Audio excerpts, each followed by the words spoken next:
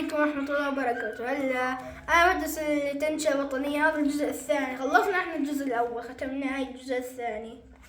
هلا فرجيكم أكمل الدرس، شوي من الدرس، بعدين أحكيكم عن أشياء. هلا هاي تراث أجدادي.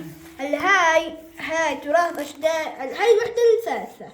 هاي تراث أجدادي في بلادي. هلا احنا بنلبس احنا هاي الكوفية والحطة، وعندنا منطبي، وعندنا هاي أي أكلة؟ أيوة. قدرة خليلية. شو في أكلات كمان فلسطينية؟ ملوخية، ورق عنب. أنا بس بعرف. عمرك أكلت الأكلة فيها بصل ودجاج؟ إيش اسمها؟ مسخن. يا سلام. وهاي فطاير، زيت الزيتون مع جبنة. زيت الزيتون والدقة، صح؟ كثير زاكي. الزعتر فلسطيني، لبنة كمان بلاد الشام. فلافل وحمص. شو كمان؟ احكي لنا عن التراث. هاي عن البيوت الفلسطينية بقى يجيبوها حجر، بدل ما يحطوا اسمنت. احنا هلا حديث بنحط اسمنت، بس هم بقوا قديم يحطوا قلطين وإشي. كانوا يبنوا المنازل بالطين، بس حجر بيكون هيك خميل. ايوه بورجيك دار سيدي القديمة كيف. وشو هاي كمان الصور. وفي هاي الادوات بقوا يستعملوها قديم، كلها معمولة من زي الفخار. ايوه الفخار. في اشي بتقدر تخلي كل اشي، يعني لما تحط المي بقاش في عندهم ثلاجة ولا اشي، بقى تحط المي تخليه هيك بالزير. فريزر. تعرف الزير؟ زي عند مين احنا؟ عند مين؟ خالته. هاي خالته ألا، صح؟ لا إلا المي تبعتهم اللي بتفتح، نصور لهم إياها. الزير. عرفتها. الزير هاي بتحط المي بتبرد، بس عند جيراني ما بتبرد. انا مرة جربتها.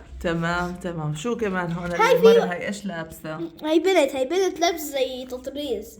التراث، الثوب بالتراث هذا بيطرزوه بخيوط حرير. وفي هاي زلمة قاعد بدبك. عندنا احنا اغاني شعبية زي على دلعونة، وين على رام الله، ويا ظريف الطول. طب غني لهم يا وين على رام الله. مش كلها. غني اللي حافظه. وين على رام الله لا خطأ. استني، صح.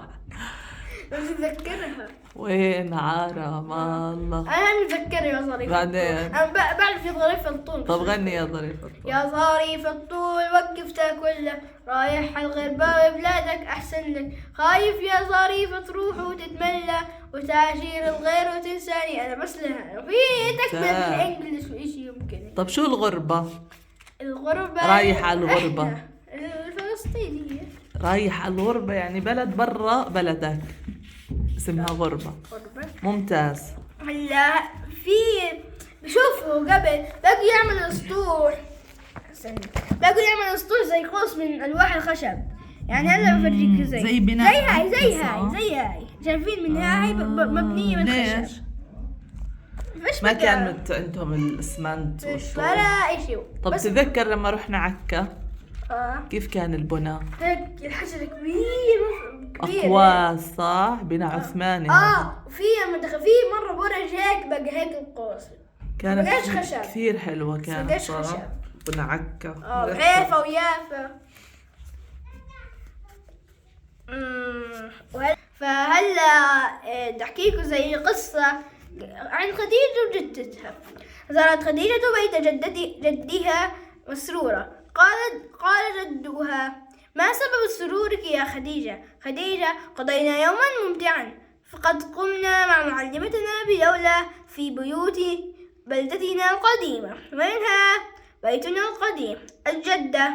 وماذا تعلمت عن البيوت الفلسطينية القديمة؟ خديجة قالت لنا المعلمة: كانت بيوت الفلسطينية القديمة بسيطة، بنيت جدارها وأسقافها من الحجار والطين، وبعضها سقف بالأخشاب، ووضع عليها طبقة من الطين. الجدة: هذا صحيح يا بنيتي. خديجة: لماذا تركت هذه البيوت يا جدتي؟ الجدة: لقد تغيرت ظروف حياة الناس وتطورت مع مرور الزمن، فبنوا بيوتا حديثا بدلا منها. أنا بدي أوقف. يوم جمعة سعيد ومع السلامة. إيليا بتدقدق على الباب. افتحي لها عشان كنا ما بدنا اياها تعمل لنا ازعاج، سكرنا الباب قفليته. فتحته ساعدك.